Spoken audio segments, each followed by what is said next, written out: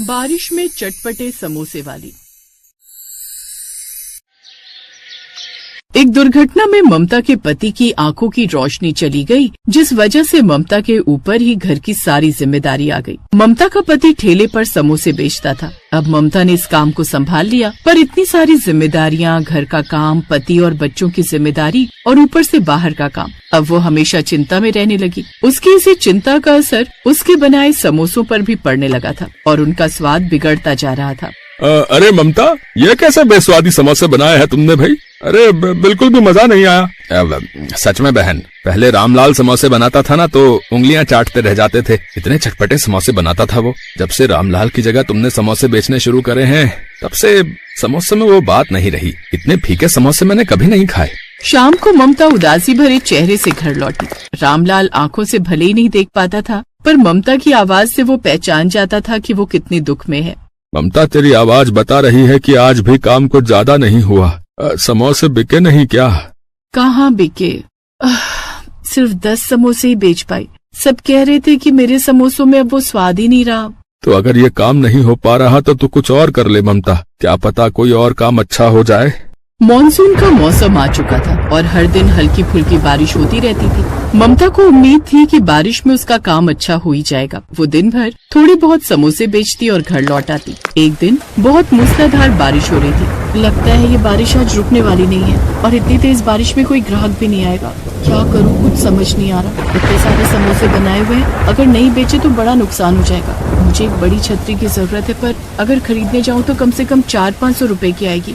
वो होते तो मैं खुद ही ठेला लेकर गली गली समोसे बेचने चली जाती। ममता भी सोच ही रही थी कि तभी एक बूढ़ा व्यक्ति ठंड से कांपता हुआ वहाँ आता है। बेटी, सुबह से मेरे परिवार ने कुछ नहीं खाया, थोड़ा कुछ खाने को दे दो, बड़ी दया होगी। बाबा चिंता मत करो, आज आपका परिवार भूखा नहीं रहेगा। मैं आपको कुछ समोसे दे रही हूँ, ले जाओ। मैं तो वैसे भी इतनी बारिश में समोसे बेचने नहीं जा सकती। क्यों बेटी, तुम गली गली घूमकर बारिश में समोसे बेच सकती हो। बाबा बेच तो लेती, पर कुछ दिनों से नुकसान ही हो रहा है। मुनाफा बिल्कुल भी नहीं है। अगर थोड़ी कमाई हो जाती तो कुछ ढकने का ले आती। आज भी सारे समोसे बारिश के पानी से गीले हो रहे हैं, कुछ ढकने का ही नहीं है। एक काम करो बेटी, तुम ये बोरी रख लो। ये थोड़ी फटी हुई है और अगर तुम्हारे काम आ जाए तो। बाबा, अगर आप ये बोरी मुझे दे दोगे तो आप क्या लोगे? आप भीग जाओगे। ये एक बोरी ही तो आपको इस बारिश से बचा रही है। बेटी, इस बोरी की जरूरत मुझसे ज्यादा तुम्हें है। मैं जानता हूँ तुम्हारे पास छतरी नहीं है और तुम समोसे बेचने नहीं जा पा रही। अगर तुमने मुझ गरीब को भोजन दिया तो मेरा आशीर्वाद समझ कर रख लो बेटी। ये बोरी तुम्हारे बहुत काम आएगी। शुक्रिया बाबा, आपने ये बोरी देकर मेरी परेशानी कम कर दी। ममता को बोरी देकर वो बूढ़ा व्यक्ति मूसलाधार बारिश में ओझल हो गया। बोरी में थोड़े छेद हैं, पर इस मूसलाधार बारिश में कुछ तो काम आई जाएगी। भला उन बाबा का, बेचारे खुद बारिश में भीगते हुए गए हैं, पर उन्होंने बड़े मन से ये बोरी दी है। ममता ने फटी हुई बोरी को ठेले पर ढका और समोसे बेचने निकल पड़ी। गर्मा गर्म समोसे ले लो, गर्मा गर्म समोसे। भैया जी, गर्मा गर्म चटपटे समोसे ले लो। बारिश का मौसम है, समोसे खाने का अलग ही मजा आ जाएगा। अरे ये तो ममता समोसे वाली है, इसके समोसे में तो बिल्कुल भी स्वाद नहीं है। अरे खाकर देखते हैं, क्या पता आज सही बने हो। लाओ ममता, 2 समोसे दे दो। ममता वहाँ खड़े कुछ लोगों को समोसे देती है। अरे वाह वाह, क्या समोसे हैं। ममता, आज तो तेरे समोसे में कुछ अलग ही स्वाद है। एकदम चटपटे समोसे। सही में इतने अच्छे समोसे तो मैंने आज तक किसी भी समोसे वाले से नहीं खाए भाई। हाँ, ऐसी बात है तो एक समोसा मुझे भी दे ही दो भाई। फिर देखते देखते ममता के आसपास लोगों की भीड़ लग गई। ममता ये देखकर हैरान थी। अरे समोसे वाली, सारा 10 समोसे मेरे भी पैक कर देना। 5 मेरे भी कर देना। हे भगवान, तेरा लाख लाख शुक्र, आज तो मुझे सारे समोसे बिक गए। उस दिन ममता बहुत खुश थी। घर जाकर उसने सबके लिए बहुत अच्छे अच्छे पूड़ी पकवान बनाए। साथ ही ममता की सुकून भरी आवाज नेत्रहीन रामलाल के मन को भी खुशी दे रही थी। ममता, लग रहा है आज बिक्री अच्छी हुई, तभी तेरी आवाज में खुशी झलक रही है। क्या कहूँ जी, बात ही कुछ ऐसी है। आप सुनेंगे तो आपको भी बहुत खुशी होगी। आपको पता है, आज तो चमत्कार हो गया। आज मैंने सारे समोसे बेच दिए। क्या सच? ये तो सचमुच चमत्कार हो गया। कहाँ तुम सिर्फ 5 या 6 समोसे बेचा करती थी। आप ठीक कह रहे। अब से मैं ऐसा ही करूंगी। बहुत तसल्ली से समोसे बनाया करूंगी और गली गली घूमकर बेचा करूंगी। ममता अब रोजाना ही ज्यादा समोसे बनाकर बेचने के लिए निकल जाती थी। अब तो दिन पर दिन उसकी बिक्री बढ़ने लगी। धीरे धीरे ममता के समोसे सबको पसंद आने लगे और ज्यादा से ज्यादा लोग खाने लगे। ममता के पास अब पैसों की भी कोई कमी नहीं रह गई थी। एक दिन ममता ठेले को ढकने के लिए एक बड़ी छतरी खरीद लाई। उसने वो पुरानी बोरी को हटाकर नई छतरी लगा ली और समोसे बेचने निकल पड़ी। रास्ते में उसे बंधे हुए ग्राहक मिले, पर उस दिन किसी ने भी समोसे की तारीफ नहीं की, बल्कि सबने बुराई ही की। अरे कितने घटिया समोसे हैं, बिल्कुल बेस्वादी। ये पहले जैसे समोसे नहीं है भाई। बारिश के पानी में भीगे गीले गीले समोसे। बारिश के पानी में भीगे हुए समोसे खिलाकर बीमार करना है। मैंने तो छतरी भी लगा ली, फिर समोसे गीले कैसे हो गए? अब क्या करूं? आज समोसे किसी को पसंद नहीं आ रहे, बहुत नुकसान हो जाएगा आज भी। उस दिन सभी ग्राहकों ने ममता के सारे समोसे वापस कर दिए। ममता उदास मन से घर आ जाती है। कुछ दिनों तक ऐसा ही चलता रहा। ममता के समोसों की फिर से कम बिक्री होने लगी। ममता इस बात को बिल्कुल भी नहीं समझ पा रही थी। एक दोपहर ममता जब समोसे बेचने जाने लगी तो बारिश शुरू हो गई। ममता बड़ी छतरी निकालने लगी तो उसने देखा छतरी गायब है। अरे छतरी कहाँ गई? लगता है किसी ने चुरा ली। अब क्या करूं? इतनी तेज बारिश में तो मेरे सारे समोसे गीले हो जाएंगे। एक काम करती हूँ, आज वो बोरी डाल लेती हूँ, कुछ तो पानी से बचेंगे। उस दिन ममता वही फटी बोरी ढककर ठेला लेकर बाजार पहुँची। आज बारिश तेज थी तो वो एक पेड़ के नीचे खड़े होकर समोसे बेचने लगी। तभी एक पति पत्नी आई। उन्होंने ममता से समोसे लिए और फिर समोसे तो बहुत ही बढ़िया और चटपटे हैं। एक काम करो, एक समोसा और दे दो। अरे भाग्यवान, तुम और लोगे क्या?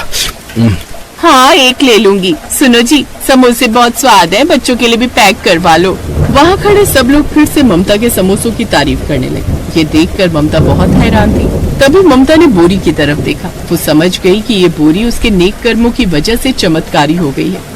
उस दिन के बाद ममता ने उन बाबा का आशीर्वाद मानकर उस बोरी को हमेशा अपने पास रखा, जिससे उसे काम में सफलता मिली। ममता को उसके अच्छे कर्मों का फल मिला। ये कहानी हमें यही सिखाती है कि कभी कभी किसी के द्वारा आशीर्वाद में प्राप्त हुई वस्तु हमारा भाग्य उज्जवल कर देती है। इसलिए सदैव आशीर्वाद में मिली वस्तु को महत्व देना चाहिए और जरूरतमंद लोगों की भी मदद करते रहना चाहिए। न जाने कब किसका आशीर्वाद हमारा भाग्योदय कर दे।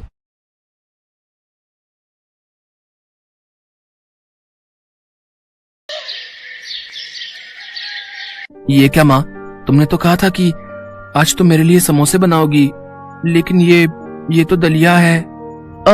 कहा तो था, पर बेटा आज नहीं बना पाई। बस थोड़े दिन ठहर जा, जैसे ही काम से एक दिन की भी छुट्टी मिलेगी मैं तेरे लिए बना दूंगी समोसे। ओफो माँ, ये क्या बात हुई? आज मेरा जन्मदिन है। मैंने सोचा था कि आज मजे से तुम्हारे हाथों के बने समोसे खाऊंगा, लेकिन मेरी तो किस्मत ही खराब है। अपने जन्मदिन पर भी मैं अपने मन की चीज नहीं खा सकता। ओहो, कितना गुस्सा करता है तू। अच्छा ठीक है, रुक अभी यहीं पर। अपने बेटे गोलू से इतना कहकर सुशीला अंदर कमरे में गई और फौरन ही एक 10 रुपए का नोट लेकर बाहर आ गई। उसने वो 10 रुपए का नोट गोलू को देते हुए कहा, अब ले, ये 10 रुपए ले जा और लालू चाचा की दुकान पर जाकर खा ले समोसे। नहीं माँ, मुझे तुम्हारे हाथों से बने समोसे खाने थे। लालू चाचा को समोसे बनाना आता ही कहाँ है?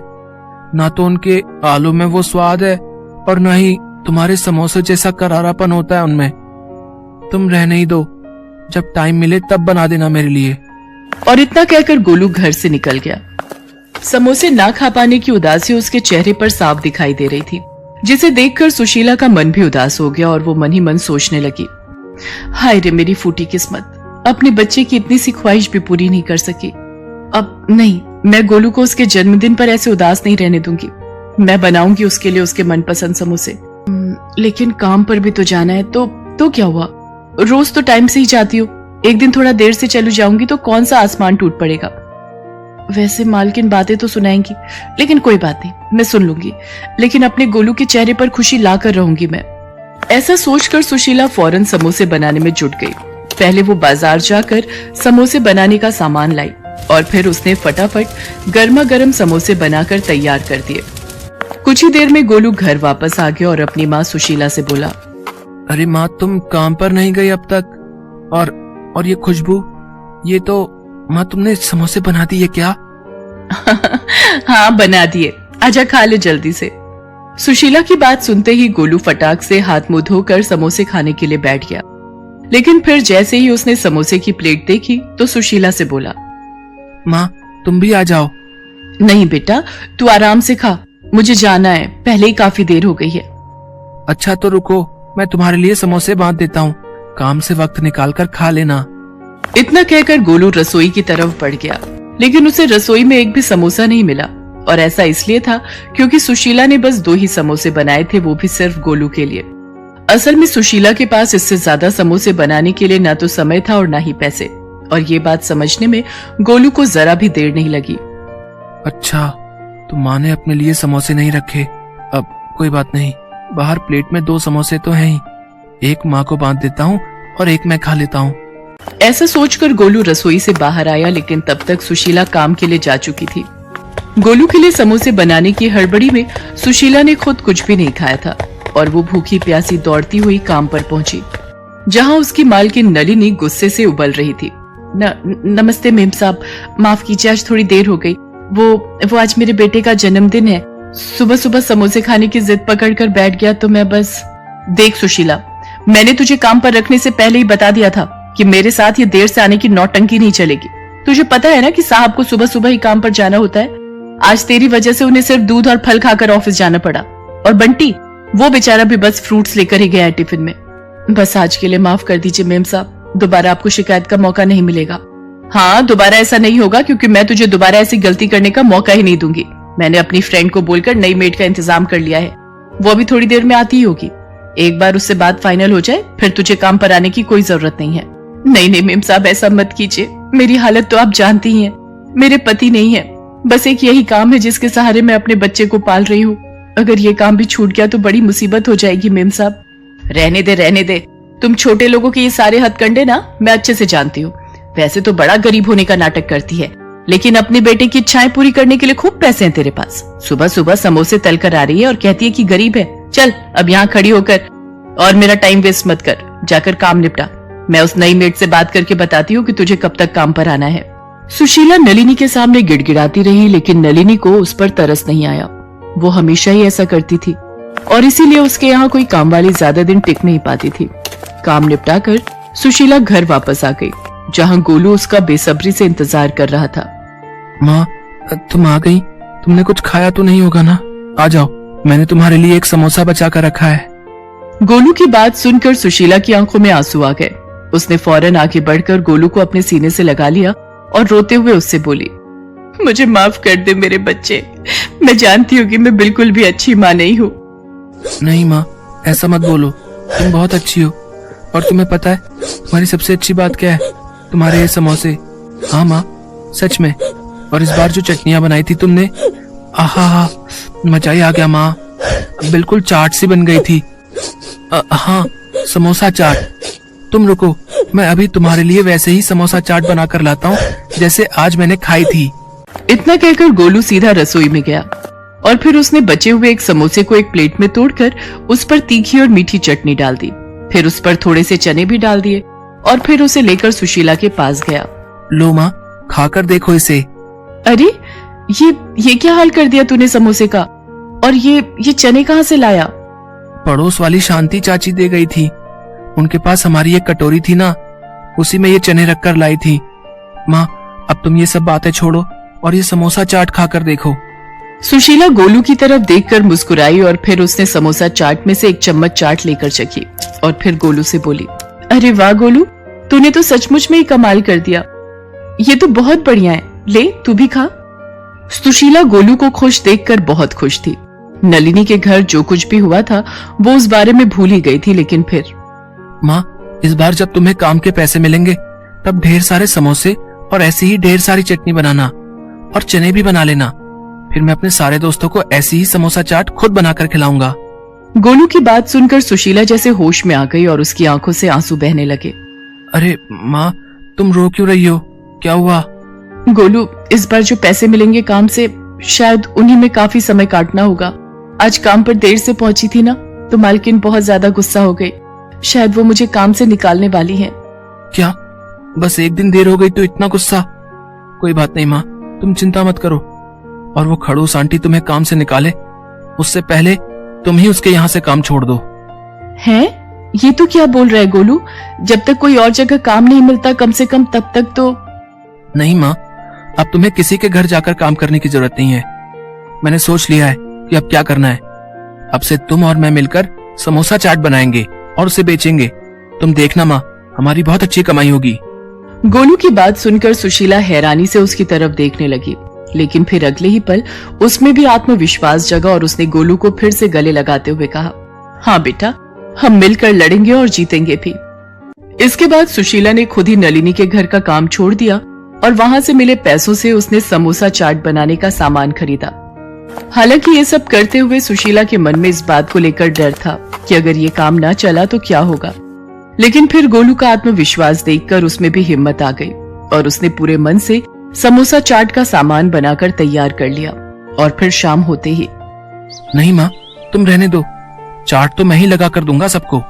जितने मन से सुशीला ने समोसे बनाए थे, गोलू भी उतने ही मन से समोसा चाट लगाकर सबको दे रहा था।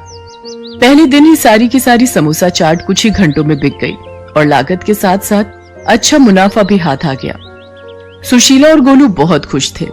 फिर कुछ दिनों बाद, अरे सुनो बच्चे, मुझे समोसा चाट को ऑर्डर देना है। आपको लाइन में लगना होगा, ये सारे लोग ऑर्डर देने के लिए खड़े हैं। उस जगह पर वाकई बहुत भीड़ थी और नलिनी को उसी भीड़ से जूझते हुए आगे बढ़ना पड़ा। और फिर जैसे ही उसने सुशीला को वहां पर ऑर्डर लेते हुए देखा तो उसे अपनी आंखों पर विश्वास ही नहीं हुआ। अरे सुशीला, तुम ये मशहूर समोसा चाट की स्टॉल चलाती हो, लेकिन कैसे? इतनी जल्दी इतना सब कैसे कर लिया तुमने? बस अपने बच्चे की इच्छा पूरी करती रही मेम साहब, और भगवान पर भरोसा बनाए रखा, क्योंकि वो तो सब जानता है ना कि कौन क्या है। वैसे आपका कितना प्लेट का ऑर्डर है?